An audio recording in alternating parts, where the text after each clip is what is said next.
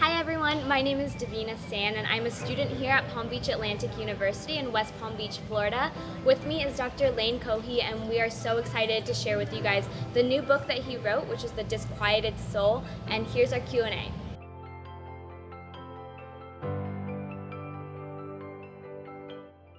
So in chapter 12, we tie it all together.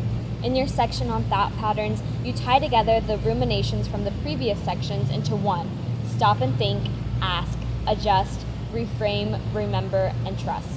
You also give us a circuit training diagram to pull it all together. So what is that saying? I've been focused for several chapters on ruminations.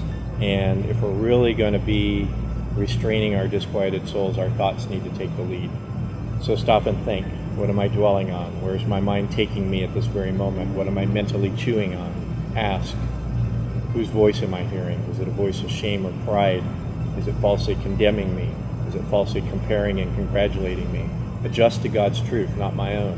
Listen to His voice about who I am and my circumstances. Who does He say I am? What is His voice telling me? Be ready to change the voice I hear, the source of my identity and my identity needs. Reframe my reality. Ask for spiritual eyes, not just physical ones. Ask to see life from His perspective, not just my own, and change my view of the circumstances. And remember, He knows what He's doing. He's working through the most minute details of life. He knows what I need.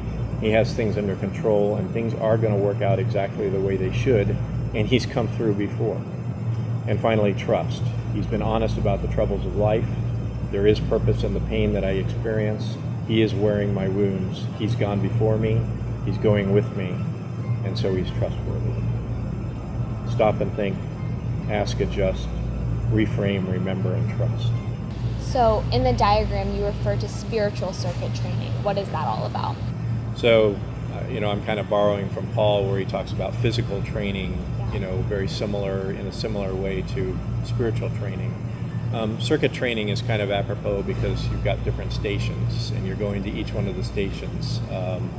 Stop and think, ask, adjust, reframe, remember, trust. And each one of them takes some effort on its own, but they all work together like a circuit training activity. So I thought it was an interesting and perhaps appropriate illustration for this. Definitely. So I can imagine that with all the emphasis on active discipline, there will be those out there that say it sounds like legalism. How would you respond? Yeah, it is possible, and I could understand that, but I would offer a different perspective. I came up with an acronym called FAR, which is Faith Acts Reliantly.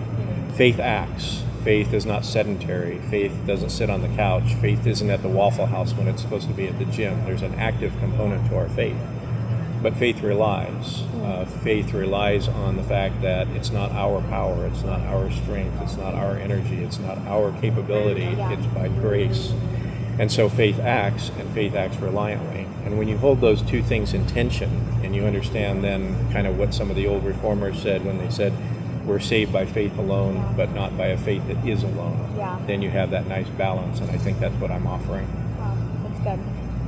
So after writing this, would you say that you have a quiet soul? Well, quieter. I'm not trying to sell perfection because I don't think perfection happens this side of eternity.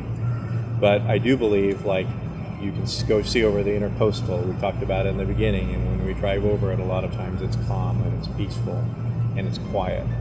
And then once in a while it gets stirred up with a good storm. And that's the way it is with, our increasingly quieted souls.